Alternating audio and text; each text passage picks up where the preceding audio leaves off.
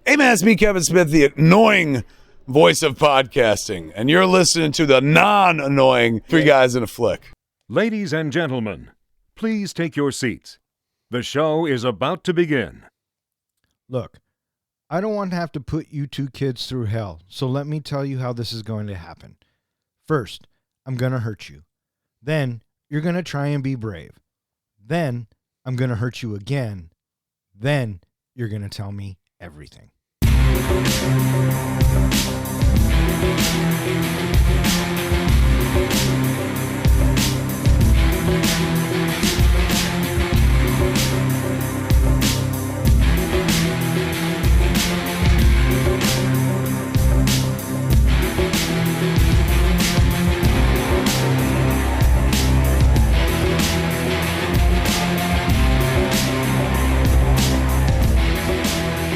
Welcome back. You are listening to Three Guys in a Flick. This is where we review the good, the bad, and the absurd.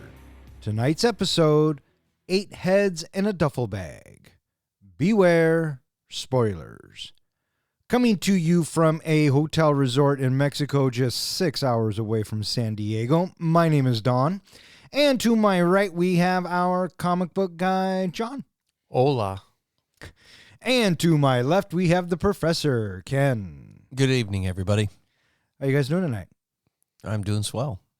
We're here to talk about Head. I'm doing great. Oh, fantastic. I'm not quite sure we watched the same movie, but we'll get into that in a second. Tonight, we are talking about 8 Heads in a Duffel Bag. This movie comes from one of our listeners, Des, who submitted this movie into the Bronco helmet, she says, a long time ago. So she told me it's one of the funniest movies she's ever seen, and I went, okay. So this one's for you, D. Have you seen this before? I had not seen this before, and I knew of it. I knew Joe Pesci was in it, and I knew he played a mobster because in the 90s, that's what Joe Pesci did. Had you guys ever seen this movie? Uh-oh. No, I have not. But you bring up a good point. In this podcast, what do we review? The good, the bad, and the absurd. I think this one might fit in our absurd category. Let's get into it. Sounds good. Released on April 18th, 1997, 8 Heads in a Duffel Bag was directed by Tom Schulman. It was written by Tom Schulman, and it stars Joe Pesci, Kristy Swanson, David Spade, George Hamilton, Diane Cannon, Andy Como, and a bunch of other actors. How'd this movie do, Don? This movie was made for $3 million, and it brought in $4 million.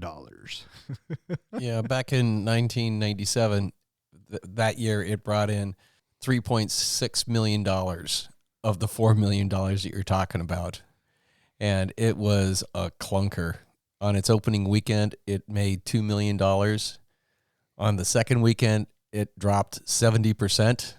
And then by the third weekend, it dropped an additional 90% from there. So this movie had a horrible word-of-mouth following.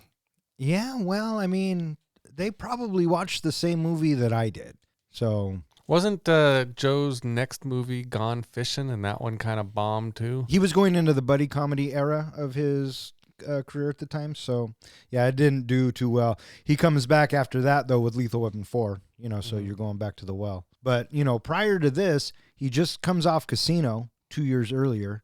And, he's already been in 2 Home Alones, 2 Lethal Weapons, Goodfellas, Raging Bull. I mean, he's fucking Joe Pesci. Yeah. Right? And so you would think that just his name alone would be a draw. And I don't know if it was maybe in the opening weekend or whatnot, but, I mean... I think that's all it was. But the problem with this film is, I mean, Pesci did what he got paid to do. It was the rest of the fucking movie that I was like, what the fuck am I watching? Mm-hmm. So, yeah, the storyline was not so great. I almost felt like his acting, while he's, Joe fucking Pesci, he's amazing in just about everything. Like he was just phoning it in. Like he was just reading his parts, getting it done, trying to get through the movie as quick as possible. Yeah, well, and it's actually kind of surprising because Tom Schulman, the director and writer, won an Academy Award for Dead Poets Society. Which is the reason why David Spade, he signed on to do the movie without ever reading the script because of that fact. And he then later on in an interview apologized for ever being in the movie. Yeah, well, I don't blame him. I think Tom's writing credits are a little bit stronger. He also did Honey, I Shrunk the Kids. Another strong following that he did was What About Bob? What About Bob is a good movie, except it's one of those movies that it didn't know how to end. It has a terrible ending. Yeah. What'd you guys think about the rest of the cast? You had Kristy Swanson from the Charlie Sheen movie. What was it called? The Chase. The Chase. She was the original Buffy in Buffy the Vampire Slayer. Yep, absolutely. 100% she was. Oh, and she's also Simone in Ferris Bueller's Day Off. Yes. Yes. Right? Talking about to the teacher. Yeah. And I'm proud to say that my ex-boss is the cousin of Kristy Swanson, so she was kind enough to get me an autographed picture. Oh, look at that. You had George Hamilton and Diane Cannon. Now, George Hamilton, what's your favorite George Hamilton? Love at First Bite. That's the only thing I know him for. Yeah, me too, kind of. I was just going to say like every other Love Boat episode. Oh, well, yeah, there's that. I can't remember the last time I watched a Love Boat episode. There, guy. Come over Saturday. We're expecting you. Andy Como plays Charlie. He's a newcomer.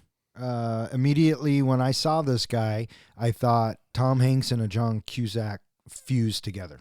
Well, I guess they got him at the last minute. Do you know who was supposed to be Charlie in this movie? Who's that? Damon Wayans, who dropped out at the last moment. Oh, that would have been funny. Yeah, he dropped out 2 weeks before, and he was one of the driving factors of another reason why David Spade agreed to do the movie. Yeah, that would have been good. I just thought this guy was flat, and he was very, I didn't care. Yeah, he's very cardboard. Yes. What did you think of David Spade's performance in this movie? When did Tommy Boy come out? Tommy Boy was 95. So I think that it's almost the same character, Richard. And I think mainly because it's the haircut, but at the root of it, it's so David Spade. And this movie needed more David Spade. I read a story that David Spade, one of the things that he came in and demanded when he agreed to do this movie was nobody touches his hair. He didn't want any product. He didn't want any hairdressers messing with his hair.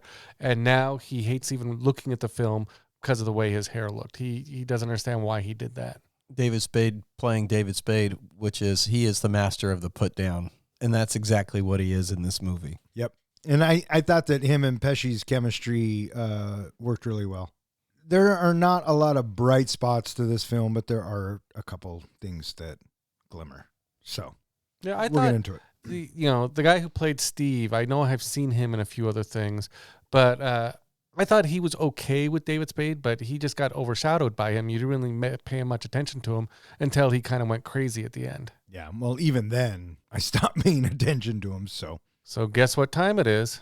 It's trivia time. The worst part, I think, about coming up with trivia for this movie is I came up with some great questions. At least I think they're great. But then I realized I didn't have the answers, so I had to go through and watch the movie a second time to get the answers. Wait. Let me stop you right there, bud. You watched this movie twice? I watched it twice, so you should appreciate these questions. We do this trivia to see which one, Don or Ken, is the movie master, who is the expert with their movie trivia knowledge. And before we move on, can you please remind the listeners of the rules? The rules is whoever gives me the answer first, but the other person gives it a better answer, I might just award it to them because I like breaking the rules. So there you have it, listeners. Those are the fucking rules. Yeah, there really aren't any rules. It's just whatever. All right, whoever I want to give the point to. all right. Let's fucking hit this shit. Okay. What song do the heads sing to Tommy while he's dreaming? Mr. Sandman. I'm tempted not to give it to either of you because it was to the tune of Mr. Sandman, but it was Mr. Hitman. So that's technicalities, man. Yeah, I guess I'll give you guys a tie on that one. I'll be nice. Well, then it's not like it's like not giving it to us too because Exactly. we don't get anything out of it. Exactly. So fucking move on, Game Master. Okay. I said game. Go on. In the beginning of the movie, what airport is Tommy flying out of? He's flying out of New Jersey. Do you have an answer? Nope. Newark. So I'll give you New Jersey on that one. Well, Newark Airport is in New Jersey. That's what I'm saying. I'll give it to you. You have to give it to me. Well, but the airport actually, the sign said Newark as he was driving underneath it. What university does Charlie go to? Oh, something with a C. I don't know. Cambridge. Columbia. Bethesda University in Baltimore. Oh, that's right, because the airline, the ticket guy. What fraternity is Charlie a member of? Chi Beta Kappa. I don't know. Sigma Cum Laude, 69. Chi Theta, which I guess is a business fraternity. Wait, so let's back this up for a second. You and I are batting 0. Mm-hmm. All right, just wanted to make sure. This one should be an easy one. When Ernie answers the phone when Tommy calls, where does he say they are located? Something mortuary? I don't know. Did you guys watch this movie? Yeah. Once. Not twice, bud. House of Pain. Oh. And he introduces himself as Gaddafi.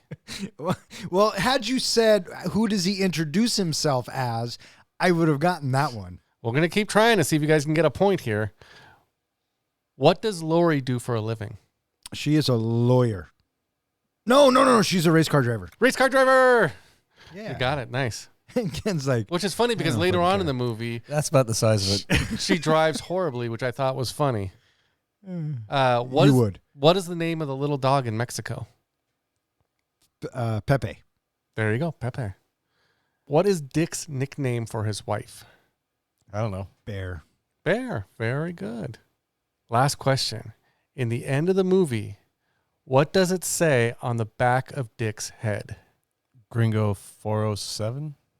Ken gets it. Gringo 407. Gringo 407. Now, 407, I searched all over the place to try to find out the significance.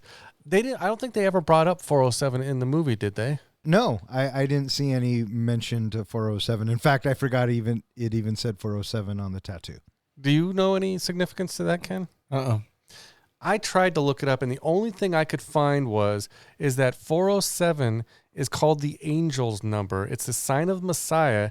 It's also a powerful number that signifies either you're in love or you're about to have love coming to you. So I'm wondering if someone tattooed the back of his head 407 because while he was in prison, love was coming. That is probably a sound theory.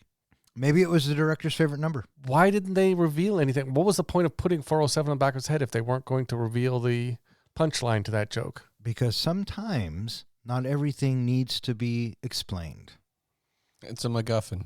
Okay. Well, that ends the trivia. So I believe, Dawn, you course. won this round. So that puts us at a tie between the two of you. We tied last week, so how can it still be a tie? Because it's a tie between the two of you. Oh, okay. I don't know how else to ask the question. But I just won. Yeah. And last week we were tied, so we wouldn't still be tied. Yeah, which means you guys are tied. Tommy Spinelli is a wise guy hired by Benny and Rico, a pair of dim-witted hitmen, to transport a duffel bag full of severed heads across the United States to crime boss Big Sep as proof of the deaths. While on a commercial flight, his bag is accidentally switched with that of Charlie Pritchett, a friendly, talkative young tourist who was going to Mexico to see his girlfriend Lori and her parents, Dick and Annette. After Charlie meets with Lori and her parents at the airport with the wrong bag, they go to their rooms at a resort in Acapulco, Mexico. Soon, Annette mistakenly thinks that Charlie might be a serial killer on the run once she sees a head in his bag while hiding a gift for him inside the bag. Her husband thinks it's all a delusion brought on by her alcoholism. So this movie starts off with, I guess, the murders of these 8 guys. Yeah, we hear a bunch of bullets and stuff, like gunshots, assuming that's how all 8 died. And you get, Joe Pesci coming in, being Joe Pesci. First initial thoughts? I'm thinking with that, with the burning of the bodies, that's got to stink something awful. Yeah, uh-huh. What about you? I just thought, he comes in, the casual gangster. You get the impression right away that he's older than everybody else. He even mentions that, how long have I been working for your father kind of thing. So you get the impression this is a hitman, a gangster who's at the end of his story. Sure. And, of course, his name is Tommy, because it's also Tommy and Goodfellas. It's almost like a PG-13 version of Tommy from Goodfellas in this film, although this movie was rated R. You know what I mean? Same mannerisms, same kind of attitude, just real toned down. You kind of said it like he phoned it in. I thought maybe he just might be on a lot of Quaaludes during this shoot in 97. Who knows?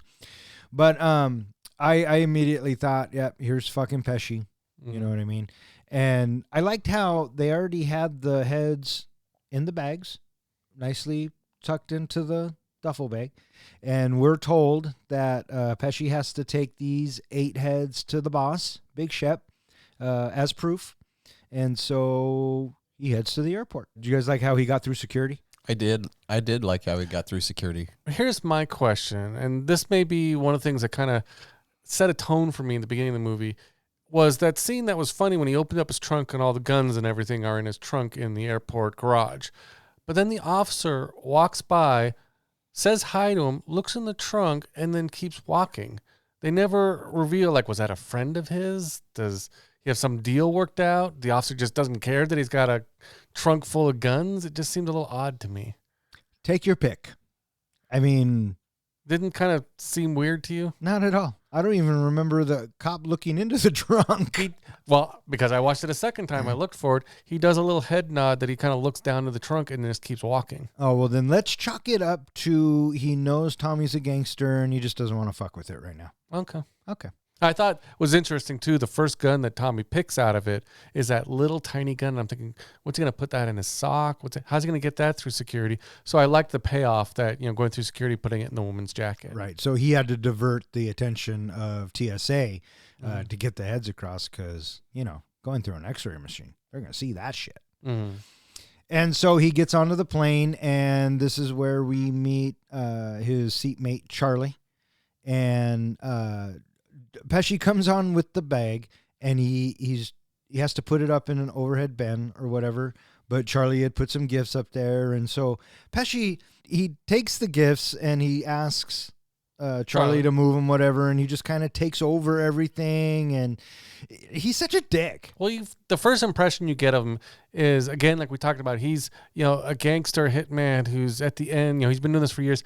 He's out of fucks. He just doesn't give a fuck. No, he doesn't, because he gets his bag in the overhead, and then at the last second, someone bringing a organ donor onto the plane, and the flight attendant says, "Hey, can you move your bag?" And he's like, "I'd really rather not." Well, also, can you go find someone else? You also notice that when he kind of forced the gifts out of the bin, which I thought, first of all, Charlie was kind of a dick taking up the whole bin with just 2 presents.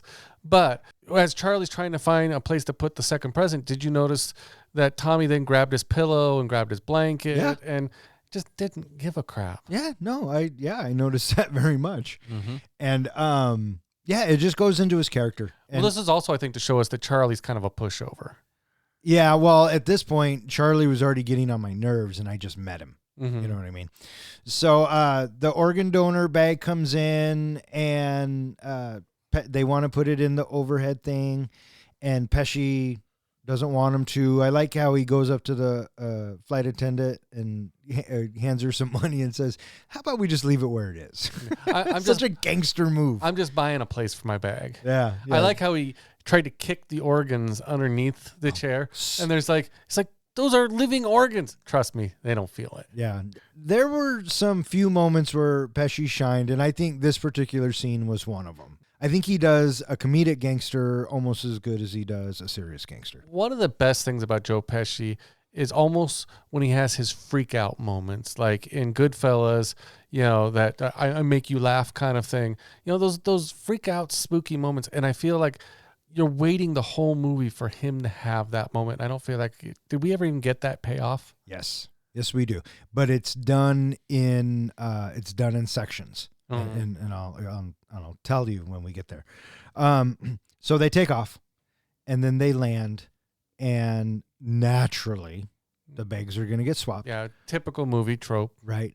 And so Pesci thinks he gets the right bag, right? Because it's open a little bit, and there's something that sticks out that makes you think it would be a wrapped head.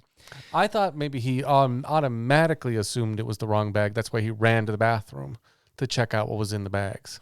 No, I didn't. That's not how I took it. Okay. But he goes and he checks it out, and it is the wrong bag. And this is one of those moments where he kind of freaks out because he has to make a phone call, right? He's got to tell whoever that he lost the bag.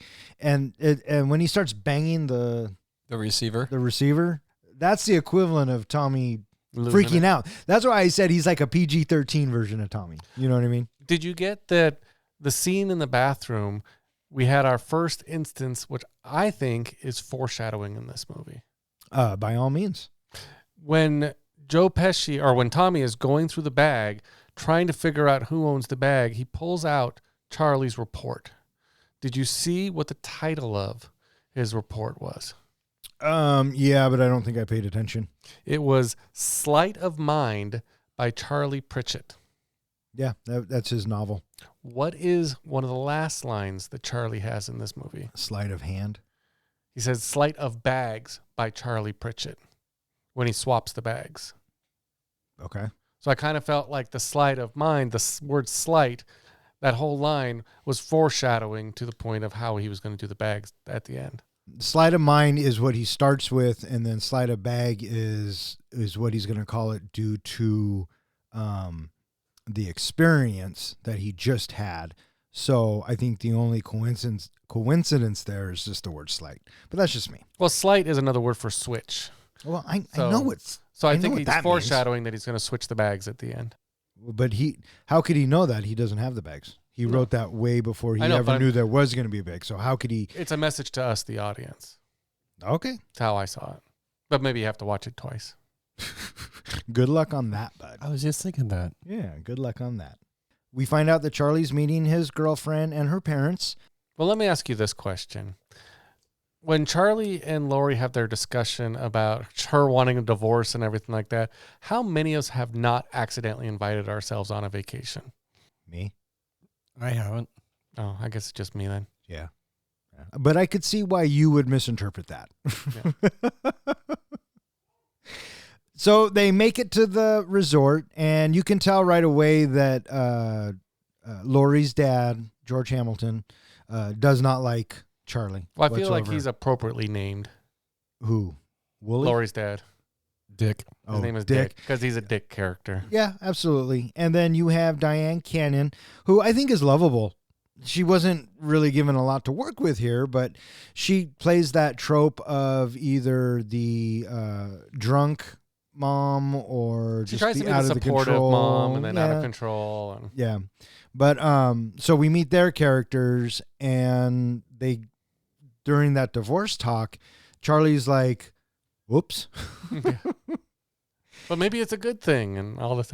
I mean, I thought it was funny that she goes from, wanting to break up to, okay, let's just see what happens. Yeah. Well, I mean, what choice does she have at that point? Yeah, but I guess he did have a point of, it was the parents' influence that was probably prompting her to want to break up. Maybe. And then this is where Diane Cannon, wanting to get, to know Charlie better or whatever, got him a gift, which was weird. Well, it's because he had given her a gift, so now she was trying to return the favor and give him a gift. So they just have gifts with them? Probably maybe she ran down to the gift shop. I don't know. It seemed like the whole thing was odd. Why was he bringing gifts to the parents? Well, it was her dad's birthday. Oh, was that what it was? Yeah, it was her dad's birthday. Yeah, I don't know why she would give Charlie a gift. Anyways, she's giving him a gift. And she puts it into the bag. And when she does it, she puts it in there and she zips it up and she walks away. And the first thing I fucking think is, no way she didn't see the fucking heads. Totally. But they play it off, right? Because she stops, she comes back in, and then she freaks out. What'd you think of her freak out? I thought it was... it was all right. It was okay. I didn't it was quite passable. understand the hyperventilating and all that. And have you ever seen a human head cut off like that? Not recently. All right. Well, when you do, tell me if you hyperventilate or not. Okay. But I liked her freakouts more than, let's say, Charlie's freakouts. Charlie's freakouts just got on my fucking nerves. And it was just this whole guy. So now Mom knows, and Charlie hasn't even figured it out yet. He still doesn't know. Well, one of the first things is he says, the restaurant downstairs is closing in 10 minutes. We got to get down there and get some food. So everybody get downstairs. That's why he's trying to rush the wife downstairs. When she runs back to the room, he goes downstairs for the food. And then Charlie and Lori join him downstairs for food. And now we have mom coming downstairs Very paranoid. with the sword. Go on. Because she comes downstairs with the sword. Right. And then Paco comes up to him and says, no, that is not for sale. Which I thought was kind of a funny line, as they'd taken the sword away from her. But then she comes there, she grabs a fork, and eventually she jumps over the table at Charlie. That's right. She tackles him, and Charlie's like, what the fuck? Yeah, and so everybody just assumes it has to do with her alcoholism and her issues, and that's why she's on some pills or something. Right, because they make her woozy. Yeah, and the next scene we have is what you were talking about. We're up in Dick's room. He's on the phone, I think, trying to deal with he's talking to his mom, His Fern, mother, yeah. telling her why she can't come down. It's raining, it's pouring, it's stormy, it's all, ants are everywhere. And that's when Charlie dumps out the bag of heads. Right. And how does Dick not see or not figure out that these are fucking heads? Well, he looks behind him a couple times to see all these little bags, all of it. Yeah. And He says something about dirty laundry. I think Yeah. he thinks it's dirty laundry. And I That's love insane. the heads make like mannequin head sounds too. It's just kind of crazy. Yeah. Yeah. And so Charlie finds out that he's been transporting heads. Mm-hmm. You know what I mean? And so in the meantime, Pesci has to make a phone call and tell Benny and Rocco that there's been a delay, and he says, give me a couple days.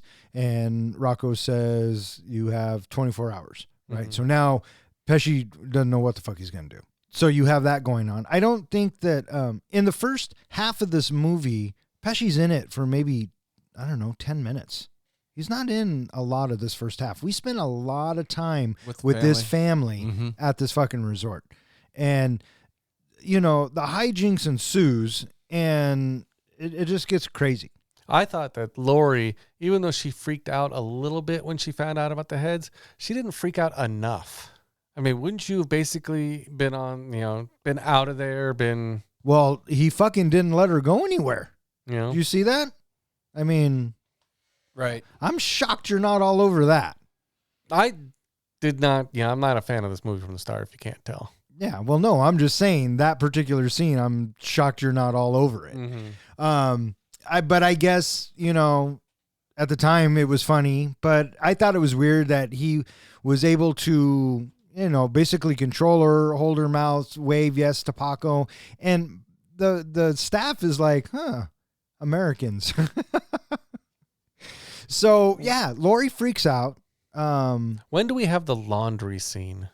That's after. Is that right after this? That the blind just happens to be a blind. First of all, Charlie tells the staff, "Don't clean my room." They come in and clean his room anyway. They take the heads, or take at least one of the heads, and put it in the wash machine. I'm thinking, how did nobody ever see that there was a head in the washing machine? I know you had the blind lady, but how did nobody ever notice that? Oh, there's so many. How come we didn't do this, or how come they didn't see that in this movie? I think it's meant to be slapstick, and I think whoever, thought that this was a good idea thought it was funny. I mean, I think even just getting from the head to the laundry machine, or from the laundry machine to the, you'd notice this doesn't belong in a washing machine. You would think. Spinelli harasses Charlie's friend Ernie and Steve for information, while Charlie and Lori attempt to get rid of their rather unfortunate luggage. At first, Charlie and Lori try to bury the heads in the desert, but a group of thugs steal their car. Then, Charlie comes up with an idea that will give back the heads without anyone noticing, by pretending he forgot to turn in his report back at college. In turn, everyone packs up for the airport. At the airport, Charlie accidentally puts a severed head in Dick's carry-on bag, causing him to get arrested. They never leave Acapulco since they have to come up with a new plan to save Dick. So Tommy has to find out what happened to the heads, and he finds Charlie's paper, and he links it back to his college. Well, the funny thing is, and again, having to watch this movie a second time, thanks, D, I basically stopped on the part where he opened up the report, and in the report, Charlie has written, if found, return to, and has like the phone number and I think his address and stuff all in that little report. So it made Tommy's job pretty easy. He goes to the college and he finds where Charlie lives. Chi Theta, which is a fraternity house. And is it like spring break or something? Because I guess. Because I think the campus is empty, and I think that they even mention it. because Pesci calls and David Spade answers. House of Pain. That's right. And this is where David Spade's a smartass, and then he hangs up on him. Does it sound like I'm hanging up? Yeah. Or tell me if it sounds like I hang up. Tell me if it sounds like I'm hanging up. And Pesci starts breaking the phone. And is this the bit where the lady wants to use the phone as well, or is that the second time? That could be the second time. Yeah. That's the second. Yeah. Either way, this bit was pretty funny because everyone was kind of looking at him crazy. Anyways, Tommy finds his way to Cheta Cheta Bing Bang, and he creeps in. He comes across Steve first. He comes across Steve first. That's right. It says, calls him Gaddafi. And Steve's like, what the fuck are you talking about, right? Because it was really David Spade. And then David Spade comes home, and he tries to leave, and Pesci runs after him. What do you think of Tommy's torture techniques? This was probably one of my favorite scenes because it was so funny. You've been whipped with a wet towel, yeah. right? Yeah. Yeah. Fucking hurts, right? Yeah. It's so funny that was one of the things he chose to do. But my favorite one, the favorite torture was when he made him wear the stethoscopes. And he took both hands and their hands are tied. Like I said, glimmers of comedy. And this was one of those scenes. What did you guys think of these torture scenes? I thought, well, a lot of the interactions of Tommy and Ernie were humorous. They were actually some of the funnier parts in this movie. But like you said, Don, those humorous parts were so far and few, in between. Just there wasn't enough of that. If that's what they wanted this movie to be a comedy, it just wasn't enough. Oh, I agree. And so, Tommy has no choice. He even tells both of them, I got to kill you guys, right? So, we might as well, I'm wasting too much time here. Let's just get this over with. And then, miraculously, another kind of movie trope, he calls in. Charlie calls. And because Charlie's freaking out. Charlie and Laurie are trying to get out of Mexico. So they come up with this bullshit story that he forgot to turn in his paper. And then they go to the airport and, Dick gets caught with the two heads.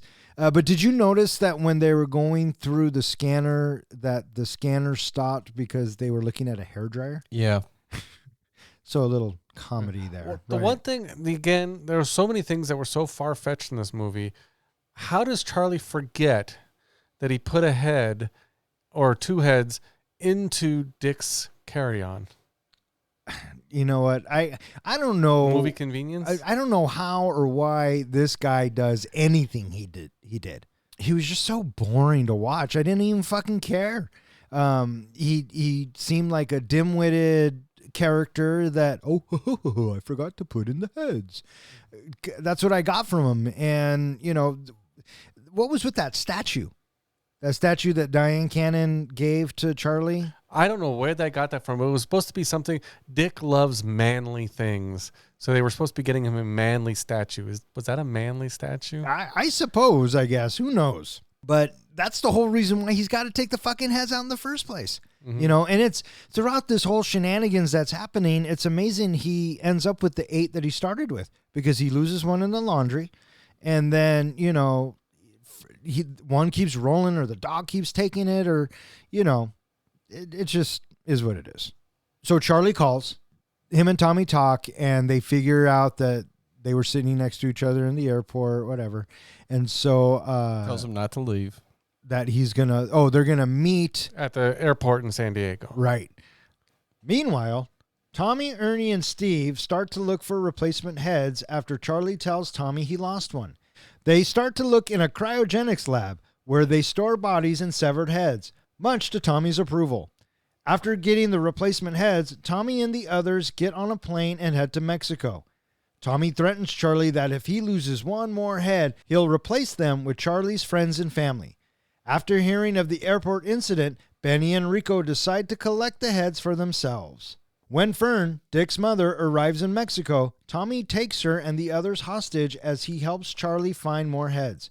They find out that a coyote took one of the heads from the stolen car.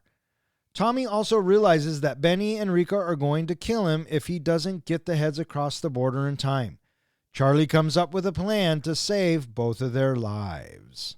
So Charlie and Tommy talk. Tommy knows that he's 2 heads short, tells Charlie not to fucking leave or do fucking anything. They're going to meet at the airport. And in the meantime, Tommy says, we got to fucking find some new heads. And he starts to, I think he's going through like the directory, picking professors that he wants to kill. And Steve is having a hard time with it. And then David Spade's like, wait a minute. There's the cryogenics lab. Well, first, was it Ernie that basically says, he finds a professor, Tommy finds a professor that looks just like one of the heads. Right. And Steve kind of freaks out, and Ernie's like, didn't that guy give you a D anyway? Yeah. Something like so. David Spade does a good job of kind of giving those one-liner kind of little witty statements. Oh yeah. David Spade is a bright spot in a very dark area. Yeah. So they go to the lab. And then Steve has another freak out of, these people trusted us with their lives, blah, blah, blah, we can't kill He's having them. a moral issue. Yeah. Right. Or was it in the morgue that they finally found a couple of bodies, and Tommy turns to Steve and says, okay, you're cutting them off. Yeah, they did get him from the morgue. That's where they got him from. And that's when Steve says, I'm in studying dermatology or something like that. Never dissected a body. Right. So they go to the morgue, they dissect some heads, and then they head off to the airport. So did they infer that Steve could fly a plane? Somebody yes. did, yeah. Yes. Yeah, because that's one of the reasons why Tommy leaves them alive. He was really going to ditch them again. And they're like, but Steve can fly. Right. They make it to San Diego, and they are on their way to meet Tommy. Well, they're going to go to the airport, but don't they find out something that Charlie and them are still trapped in Mexico? So now... Well, what gets revealed is that Dick got caught. Yeah, Dick got caught at the airport, and the 2 heads show up on the news, and the guys who hired Tommy are like, "Oh, this is bad. We got to go down there right now." And then Tommy ends up hearing about this as well, and then he realizes that he is up shit creek as well. So everybody is converging onto Mexico. Now, with Dick in jail, Charlie's got to come up with something, right? Because everything is going to come to a head. But... See what you did there? Wah, wah. What'd you think of the whole... this movie had a lot of side stories going on. One of them was the first time when Charlie and Lori try to go out into the desert and get rid of the heads, they get the car stolen. Later on, Charlie sees the car the car that was stolen at a car rental place. So he has to rent it. So he has to rent the car, even though he has, his magazines in the back of the car. He has to rent the same car. He goes back out in the desert only to have the car stolen again by the same group. Right. But the second time, the group stopped because they... must open up the bag. They discover the heads. Yeah. And because Charlie's driving... And it's starting to stink, and he pulls into this gas station, and he puts them in a cooler with a bunch of ice. Mm-hmm. And then he puts the sandwich on top. I thought it gone in 60 seconds. The funny thing I thought was this, with them running away from the car, is Charlie's first reaction is, why'd they take the keys? Oh, right. In the meantime, Dick's mom has joined the... Fern. Yep, she has joined the group. And, I mean, this lady had a mouth on her, right? You can kind of see where Dick gets it. Oh, yeah. She gets all mad at Dick for going to jail or for getting caught or something. So I think this movie starts to pick up again when Tommy finally arrives, gets there, finds out that, more heads are... I like when they start chasing the coyote all over the place. I thought that was kind of a humorous scene. And even Tommy's getting into it, trying to get this coyote. But the big scene is when Tommy is in the van... holding them all kind of hostage as they're driving, and Fern is just getting on his nerves. This is probably one of my other favorite scenes. Yeah. She's just in his ear, and he, Tommy can only take so much. He throws her out of a movie Just fucking van. casually opens up the door, grabs her, and tosses her out. This was one of the few moments that I laughed out loud. Yeah. This one, and then the towel snaps, and then the stethoscope. Did you feel bad at all about throwing the old lady out the car? No, not one. Professor? Ounce. Oh, I thought that took it a little too far because it didn't show her. It showed her going over like a cliff. Yeah. I thought she was just going to tumble a little bit. No, they made it right to the point where there was a cliff right at the road and Hey, through. she lived. Yeah, and I love how Lori is freaking out, and Annette is like, "Oh, thank God, I know. And then I'm free." She even says, "Thanks for throwing out the battle axe." And he says, "The going rate is 5,000, but you can owe me." Oh, Tommy. So now they have to come up with a plan. They know that Benny and Rico are onto them. They meet at the resort hotel, right? Tommy and Rico and Benny. Well, at first, which we're kind of given a hint to, Charlie and Tommy talk and they hatch a plan, which is what they do with the bag switch. So then, Charlie is in one car, Tommy's in the other, and they head, back towards the resort. Right. With the thugs in tow. Yeah. Right. I did like the bit earlier on when they're driving in the van, all of them, and Diane Cannon looks in the back and she says, "Oh, this looks like this looks like a guy I used to date, Hugo Poe or whatever the guy's name was." And Pesci and Spade look at each other and they give each other 5, like because it was the fake one. Yep. So I like that bit. Mm-hmm. What do you think about Steve's descent into being crazy? You start to get that in the back of the van. I thought it was annoying, and he played it annoying, and I can see why they did it. I just thought it was annoying.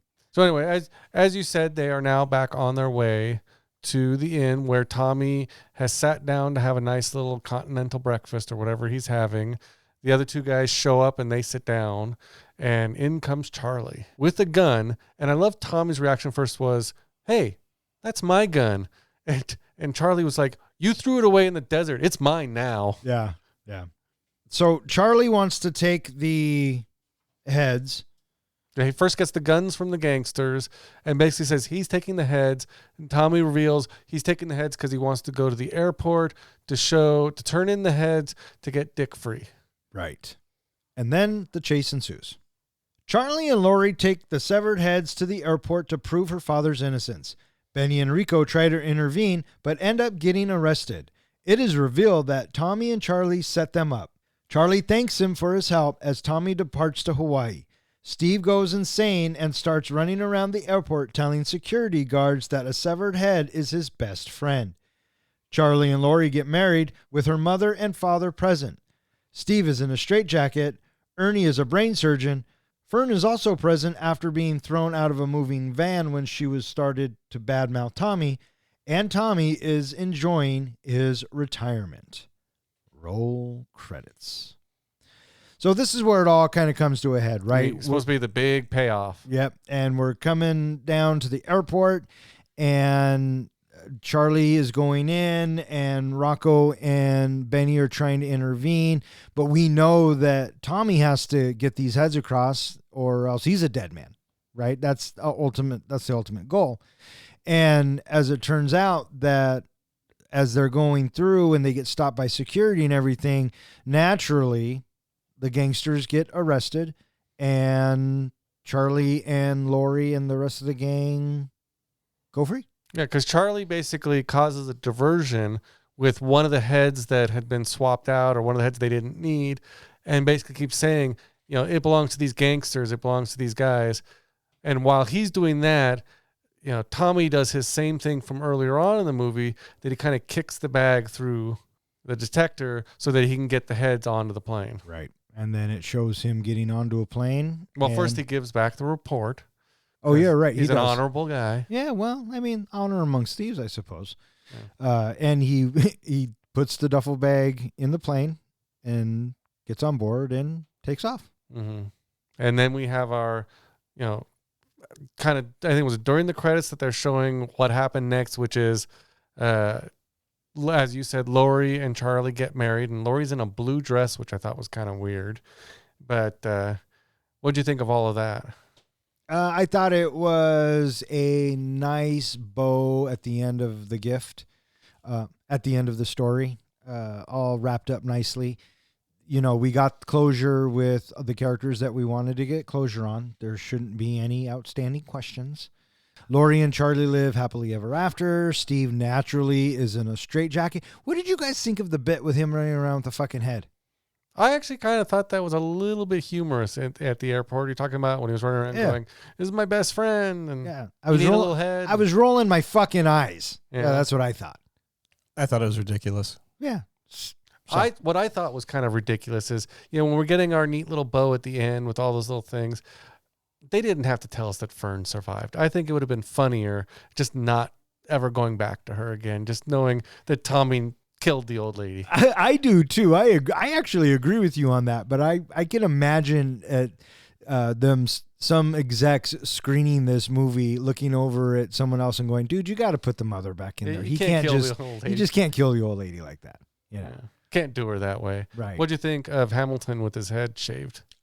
That was probably one of the other times that I laughed audibly. Yeah. I thought that was pretty funny. This is George Hamilton, right? So I got the impression from this movie is there must have been a lot that got chopped out of it, because it felt like there were a lot of jokes that should have had more of a build up before the payoff, and all we got was maybe a little snippet of an introduction and then a payoff at the end.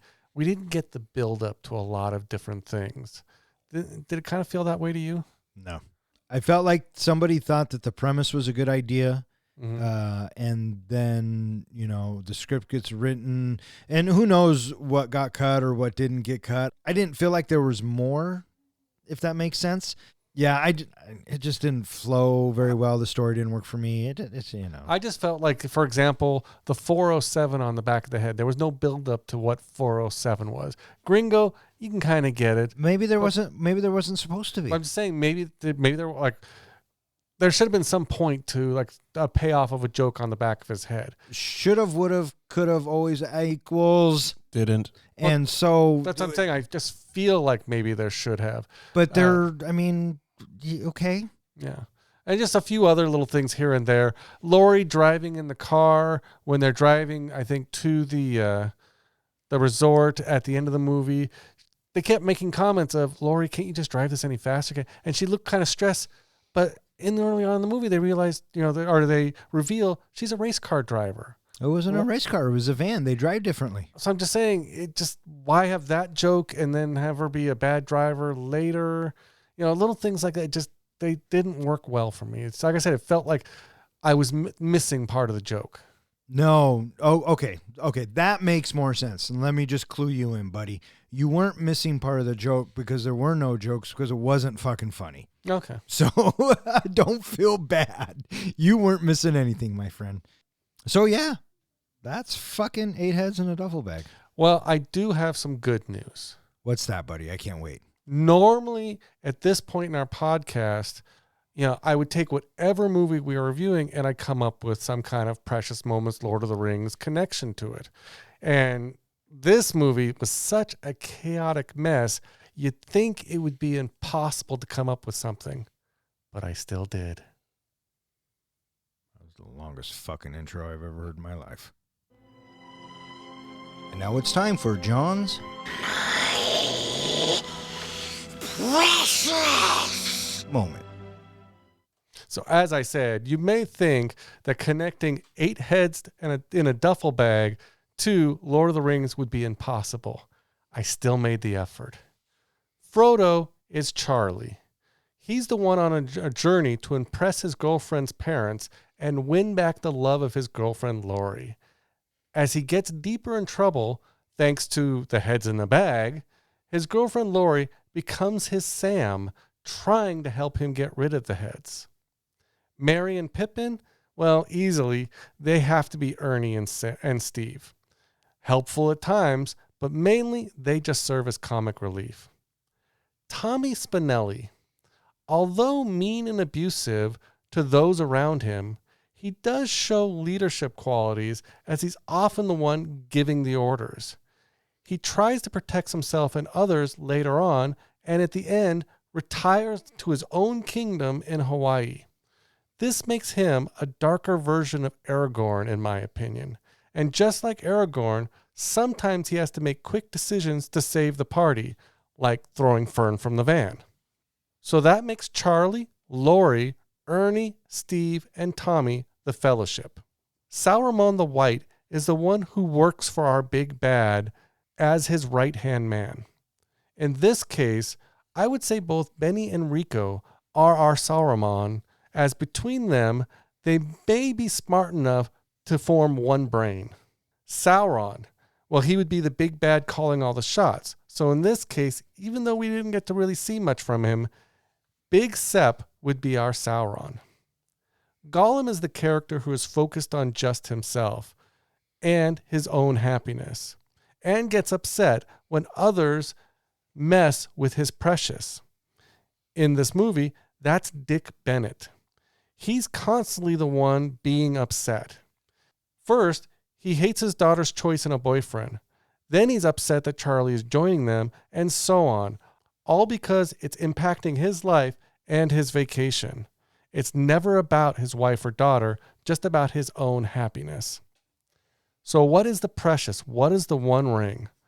Often when I work on these precious moments, I look for a concept more than something physical to represent the ring.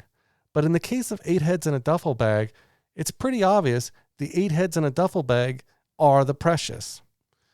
It's the one thing everyone is after. It causes chaos to anyone who comes in contact with the bag o' heads. And the longer it's in Charlie's life, the more fucked his life becomes. When our main characters are finally rid of the bag, all go on to happier lives, even Steve. And there you have it, my comparison between 8 heads in a duffel bag and Lord of the Rings. Bring on the grades. I'll go first. Okay. Don't hold the movie against me. No. It's not about the movie, bud. It's about your comparison. You know what? We've talked about that ad nauseum. Not bad. I think that you took the character Ernie and Steve. Yeah, totally. No brainer. Right. Frodo. Yeah. Obvious. Sam. Obvious. I think that you said a darker version of Aragorn. I would have said Boromir, but that's just me, because Boromir does redeem himself at the end, even though Tommy doesn't die, blah, blah, blah, with split hairs. But, I liked the Gollum comparison with Dick. I thought that was pretty good. Overall, I'm going to say that even though you were given a, let's say, D- of a movie to work with, I'm going to give you a solid D+. No, I'm just kidding, buddy. C+ all the way. That was my grade too. Was it? Yeah, because outside of your usual characters, but I did like the precious being the 8 heads in the bag, because that's what everybody was going after. So did I. Good job. So C+. I couldn't find a Gandalf for this movie. Could you think of a Gandalf? Gandalf. No, not. No. There was no wisdom in this movie at all. No. No, there wasn't. And that was John's precious moment. All right, what do you guys think? You guys ready to rate this flick? I'm ready to rate this flick. John, you ready to rate this flick? I'm ready with some head. Of course you are, buddy. Of course you are. Professor, how do we do our ratings? We do our ratings on a scale of 1 to 5 fucks. 5 fucks is a movie that we think is cinematic gold. Anytime somebody wants to watch that, hey, you want to watch this? Yes, I do. Fuck yeah. A 1 fuck movie is a movie where you've watched it and, oh God, what the fuck was that? And what's a 0? A 0 fuck movie is where you say to yourself, somebody owes me 1 hour and 35 minutes of my time, my life back, because what was that, for shit's sake? Or in other words, we just don't give a fuck. All right, who wants to go first? I'll go first. All right, buddy, hit us. Tommy is easily the most likable thing about this movie, and he's like a benevolent Tommy from Goodfellas. And he is not somebody that is malicious necessarily. We see him do bad things, but not really that bad, with the exception of throwing grandma from the moving van. However, the torture that he does, and he doesn't drop F-bombs, and he doesn't get, overly aggressive towards people, just payphones, right? And so for the most part, he's a gentler version of that. And that's all this movie has to lean on is Joe Pesci being Joe Pesci as a gangster. Outside of that, there's not too much more to it. I found the story to be convoluted. I was able to follow it, yes, but the cadence of the movie is awful. It does not flow well at all. The black humor of the movie, usually I'm game for black humor movies, but, I feel like it's such a cheap knockoff of Weekend at Bernie's. And Weekend at Bernie's, what was that, like 8 years before? And I think that it doesn't land. And this movie it's a dud. And so I'm giving it 1 fucks. 1 fuck from the professor. All right, you or me, tough guy. What's your call? You got to call my grade. What's my record? I'm 5-1. Well, yeah. You are going to give 8 heads in a duffel bag. I'm looking at the professor, listeners. He's talked mad shit about it, right? Couldn't follow it. 407. Watched it twice. This and the other. Watched it fucking twice. It should be like a 0.5. 1 even. You are going to give 8 heads in a duffel bag 2 fucks. That is your final answer? Yes. Would you like me to read my review? Well, we've built it up now, dickhead. See what I did there? My mother always taught me that if you can't say something nice, don't say anything at all. And for those reasons, I'm giving 8 heads in a duffel bag 2 fucks. Bam, bitches! Dude, that is probably my favorite review you have ever given. That was pretty wild. That was awesome. I can't even... Listeners, I am smiling ear from ear. Not because he gave it 2 fucks, not because it's a bad movie, but that review was... Short and sweet. 30 seconds! That just leaves you, big guy. Yeah, top that shit. Oh, I don't think I can. 8 heads in a duffel bag. We bring this upon ourselves. We ask the listeners to give us ideas, give us movies, and we go out and we watch them. Some good, some not so good. So I went into this with an open mind because it's Joe Pesci and I like funny shit. The problem was with this movie is the only funny shit in this movie is Joe Pesci and David Spade, and there is far too less of them and far too much of everybody else who just kind of sleepwalks their way through this entire movie. The dark comedy, I'm a big fan of. I don't care that they were 8 heads in a duffel bag. I don't care it was part of the mob. I don't care if it was gross. It just wasn't funny. It was paced horribly. It came in at 1 hour and 35 minutes. Sorry, listeners, it felt like 2 hours and 35 minutes for me. So, not a huge fan. I am giving 8 heads in a duffel bag 1 fuck. So that is 1 fuck from me, 1 fuck from the professor, 2 fucks from the comic book guy, which gives 8 heads in a duffel bag a average of 1.3 fucks, which now puts it in its own spot at number 37. Magical. Which means it is slightly better than the Texas Chainsaw Massacre remake, Friday the 13th, the original, and A Nightmare on Elm Street remake. And it is slightly worse than The Natural, A Scanner Darkly, and Halloween, the 2007 remake. Apparently, we are just not fans of head. Oh, we are fans of head, just we like good head. Just too much head? No. First of all, there is no such thing as too much head. Well, does more heads make it a better movie or less head? Which do you prefer in your movie? More head? What are we talking about here? I'm so confused. I don't know. I think you guys would have given this movie a higher rating had you had to watch it a second time. I don't know. Well, the joke's on you, bud. You're the one that did watch it 2 times. So I don't know what to tell you. All right, that is going to wrap it up for this episode of 3 Guys in a Flick. If you would like to know which movie we are going to be reviewing next, please check out the website. Speaking of which, John, where can they find us? Well, if they're looking for more more information about 8 heads in a duffel bag, you can always go to our website, 3guysinaflick.com, where we post our show notes, movie trivia, anything else we feel like posting there. We're even now posting new blog posts that are written by a fourth member of Three Guys in a Flick, our new blog writer, Fuckbot, the AI.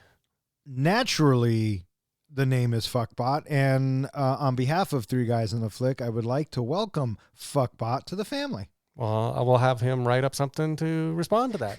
You can also find us anywhere that hosts podcasts and all of social media. All right, so there you have it. I just want to thank Zach, Ronnie, and Jill for always listening. Keep on listening. Thanks, Zach. Thanks, Ronnie. Thanks, Jill. And I want to throw out a special thank you to Des for making us watch 8 Heads in a Duffel Bag. That is an experience I hope to forget soon. And, of course, thank you to everyone else who listens and who has suggested a movie, whether it be good, the bad, or the absurd. You keep listening, we'll keep recording.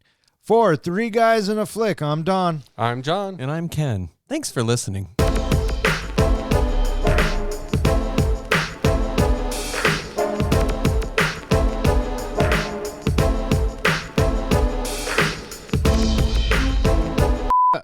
Fire it up. What movie? The Crow. Oh, well, very good. I'm shocked you got that so quick. What do you think of Spade's performance in this movie? Say that again without me. What do you Without me interrupting you. competition do? See who wins.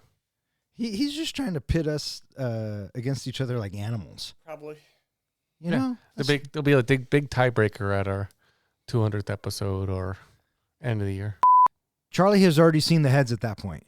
No, he has not seen the heads. He has no idea why she freaks out at the lunch or whatever it is. They just assume it's the pills and the alcohol. See? That's how memorable this fucking movie is. Mm-hmm. No idea where I was going with that. I don't think this movie knew where it was going either. Oh, no. This movie knew where it was going. It was driving me fucking insane. That's where it was going. I do feel that we are slipping in our old age. This was an opportunity for a lot more head jokes, and we just did not fit them into this podcast. Yeah, well, like I said, this was kind of a mess from the get-go. Well, you guys still have to try on your dresses before we close out the night. When is Crypticon? I believe it is in May. Okay. Ask me again in April. All right, fuck off. Good night.